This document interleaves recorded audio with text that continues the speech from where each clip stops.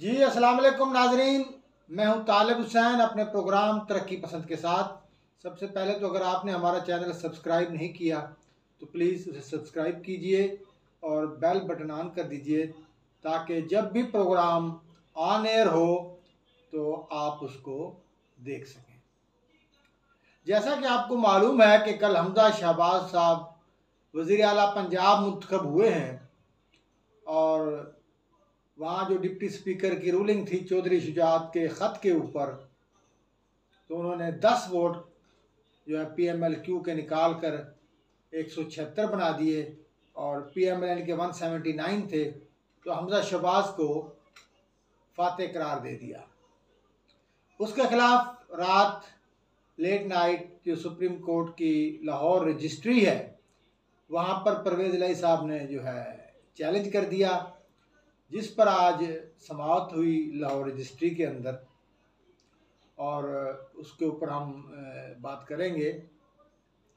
तो लाहौर रजिस्ट्री के अंदर अली ज़फ़र साहब ने परवेज़ इलाही साहब की तरफ से दलाइल दिए और वहाँ पर जो समाअत का जो माहौल था, एक तो कमरा खचाखच भरा हुआ था और जजेस के जो रिमार्क्स आ रहे थे या जिस तरह से वो प्रिटेंड कर रहे थे, तो उससे लग रहा था कि वो जो उन्होंने तशरीह की थी सुप्रीम कोर्ट ने, जो सदारती रेफरेंस था इमरान खान साहब का, जिसमें उन्होंने 63A की तशरीह मांगी थी, ऐसा लग रहा था कि शायद वो उन्होंने भूल गए, सब उन्होंने नहीं की, किसी और ने की है। और वही मखसूस बेंच है जो हमेशा बनता है PTI के केसेस में, सुप्रीम कोर्ट के सीनियर 3 जजेस को साइड लाइन करके वही 3 जजेस जो हैं मुनीब फ़ारूक साहब और एजाजुल हसन साहब और जो हैं जनाब चीफ जस्टिस अता बंदियाल साहब वहाँ पर थे। तो मुख्तरन बहस के बाद उन्होंने जो है 2 बजे तलब किया डिप्टी स्पीकर और हमजा शहबाज और जो भी रेलेवेंट स्टाफ था उसको। तो 2 बजे जब समाअत शुरू हुई तो उसमें डिप्टी स्पीकर के जो वकील थे इरफान कादर साहब वहाँ पर आए। बहरहाल ये कि वहाँ जो दलाइल हुए या जो बात हो रही थी वो तो एक अलग बात है, उसको मैं क्या आपके सामने बताऊं, क्योंकि वो सारा आप टेलीविज़न स्क्रीन से आप देख रहे हैं और मुख्तलिफ़ प्रोग्राम भी यकीनन आप यूट्यूब पे दूसरे लोगों के भी देख रहे होंगे। तो मेरा तो तज्ज़िया इस पर सियासी है। जैसा कि हमने कल भी कहा था कि ये जो सारा मामला है इसमें सुप्रीम कोर्ट ने ख़ुद को इन्वॉल्व करके जो है उसमें अपने आप को रुसवा किया है। डिप्टी स्पीकर साहब को तलब कर लिया।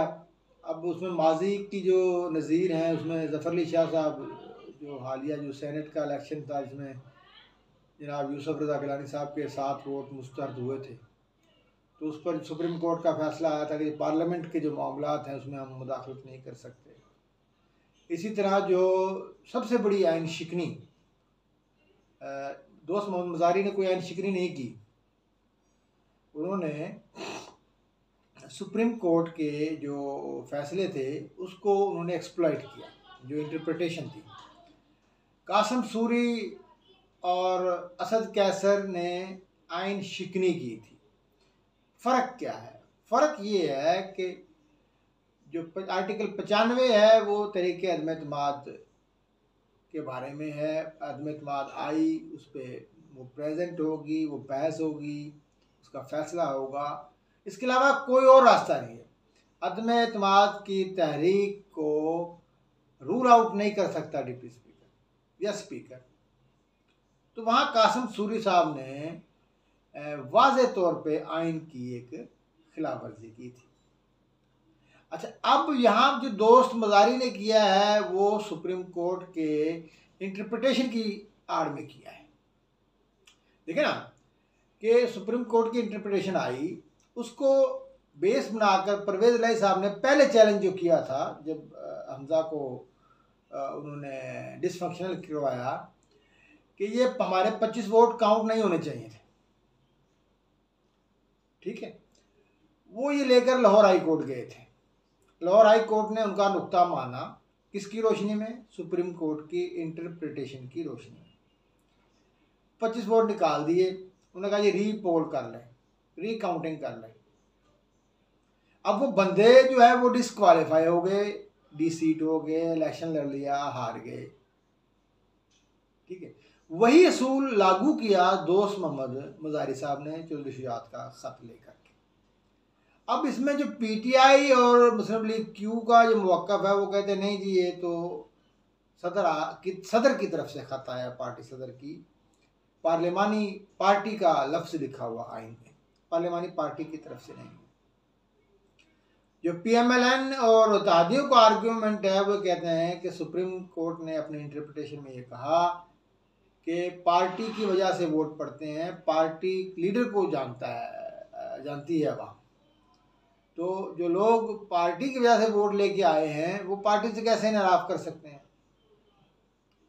तो आज सुप्रीम कोर्ट एक मखमसे में नज़र आई, और ये जो मतलब वहाँ जो लोग मौजूद थे या जो सुनने में आ रहा था तो वो फंसे हुए थे कि अब अपनी उस पोजीशन को रिवर्स कैसे करें।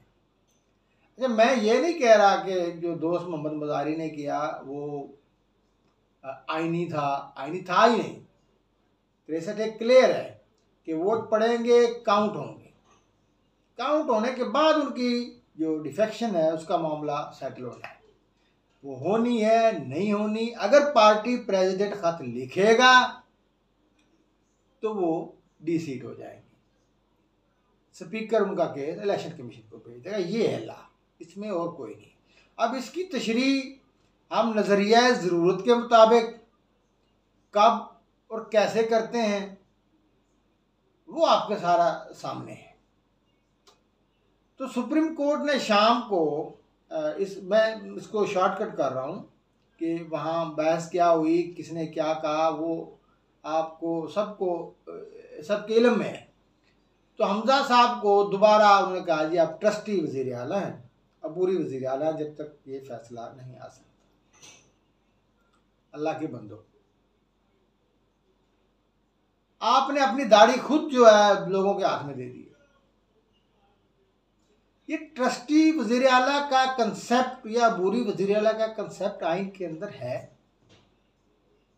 या सुप्रीम कोर्ट या मुअज़्ज़ज़ अदलिया खुद अपने आप से ये जो है चीज़ें इख्तरा कर लेगी, नई नई इख्तरा कर लेगी कि इस तरीके से भी जो है वज़ीर आला हो सकता है, ट्रस्टी वज़ीर आला, निगरान वज़ीर आला। वो जो निगरान वज़ीर आला का कंसेप्ट है वो असम्बलियों की डेजोल्यूशन के बाद है, या डेजोल्यूशन या कंप्लीशन ऑफ टेन्योर के बाद है, जिसमें अपोजिशन लीडर और वज़ीर आज़म ने डायलॉग करना है और नाम तजावीज़ करने और एक नाम सिलेक्ट होना है। अगर वो एग्री नहीं करते तो मामला पार्लियामानी पार्टी के पास, पार्लियामानी कमेटी के पास जाएगा। वहाँ नहीं होता तो मामला इलेक्शन कमीशन या सुप्रीम कोर्ट ऑफ पाकिस्तान के पास चला जाएगा। ये है आईनी प्रोसीजर अबूरी वज़ीर आला का और अबूरी वज़ीर आज़म का। आपने पहले जो फैसला किया था 1 जुलाई को, जिसमें हमजा को कहा था आप आईनी इख्तियारात इस्तेमाल नहीं कर सकेंगे, और वो भी एक पंचायत थी, आपने एक पंचायत मुकाई थी, उसमें आईनी कोई बात नहीं थी, लोगों को बुला के। तो जजेस का काम पंचायत मुकाना नहीं है, अपनी जुम्बश कलम से फैसले देना है और उन फैसलों की रिस्पेक्ट जो है आवाम के अंदर। तो ये एक मजाक जो सारा दिन आज चलता रहा। मैं फिर कहता हूँ कि जो हुआ वो गैर आईनी है, और जो 9 या 10 अप्रैल को हुआ था वो भी गैर आईनी था। ठीक है ना? तो ये सारा एक सिलसिला जो चला आ रहा है सियासी अदम इस्तेहकाम का, तो इसमें पहल जो गैर आईनी कामों की वो मोहतरम इमरान खान साहब ने की और रिपीटेडली की। सदर जो है वो हलफ नहीं लेगा, सादिक संजानी हलफ लेगा। सदर जो है रियासत का वो है, वो उसमें वो कोई सियासी अहदेदार थोड़ी है। गवर्नर हलफ नहीं लेगा, गवर्नर ने काबीना से हलफ नहीं लिया। पंजाब की गवर्नर की तैनाती का मामला कितना ऐसा रुका रहा। दरअसल खान साहब के जो केसेस हैं, तोशा खाना और मलक रियाज के साथ जो पैसे उधर जाने के हैं 40-45 अरब, वो केस है, और बहुत सारे मामलात हैं, तैयबा गुल का है। तो उन्होंने इससे बचने के लिए बेपनाह प्रेशर अदलिया के ऊपर, इस्टेब्लिशमेंट के ऊपर एक्सरसाइज किया हुआ है।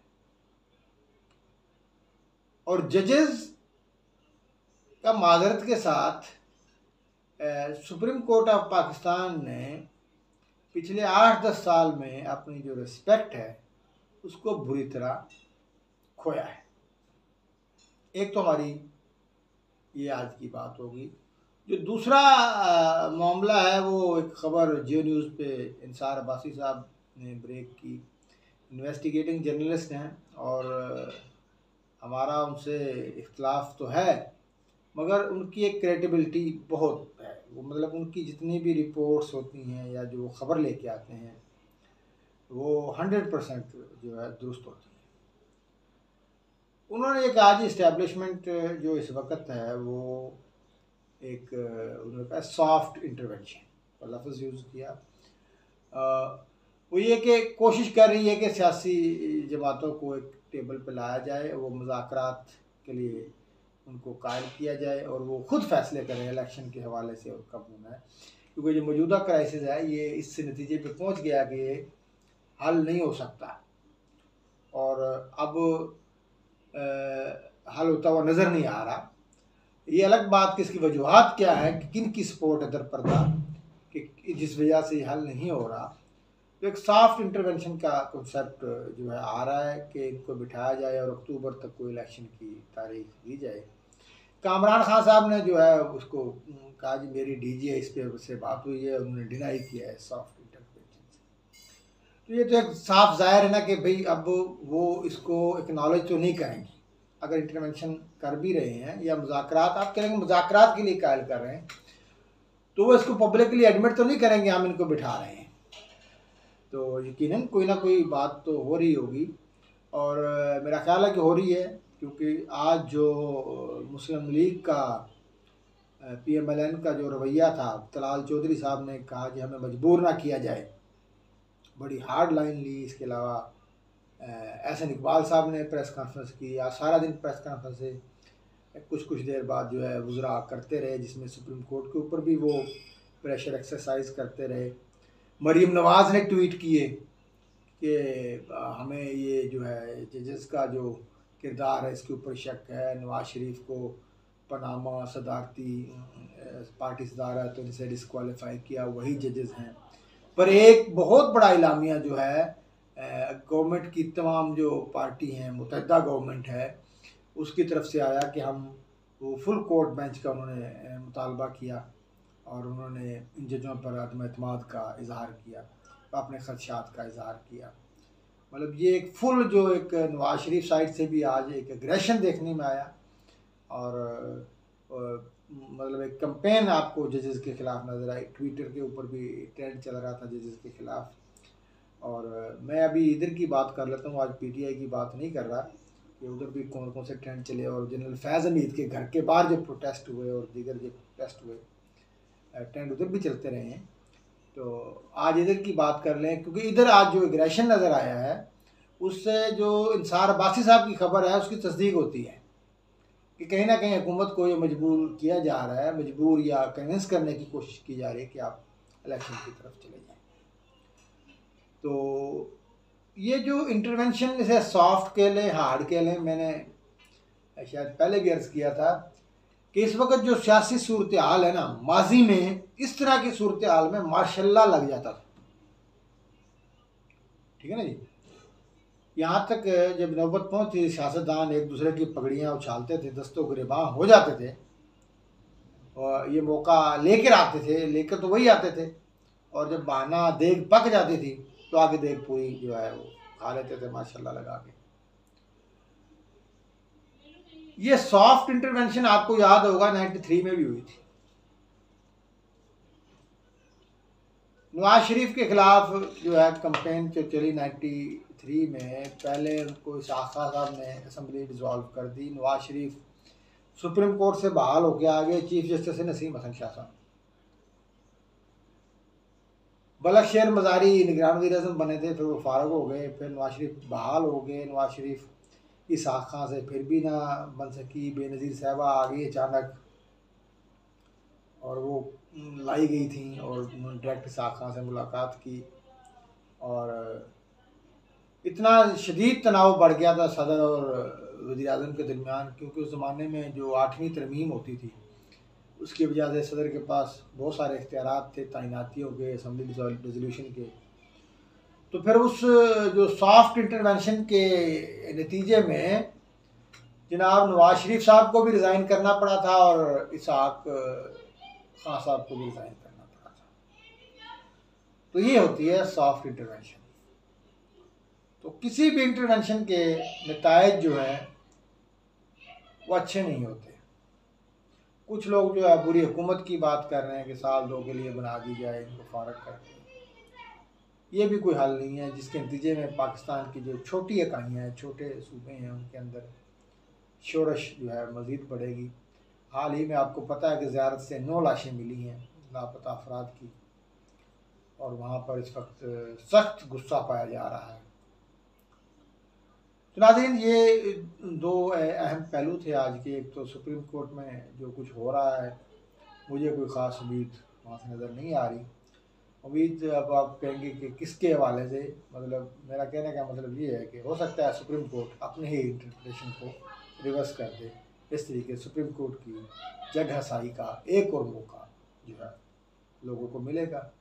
और दूसरा ये सॉफ्ट इंटरवेंशन, मैं सॉफ्ट इंटरवेंशन को भी कोई मुस्बत चीज़ नहीं समझता।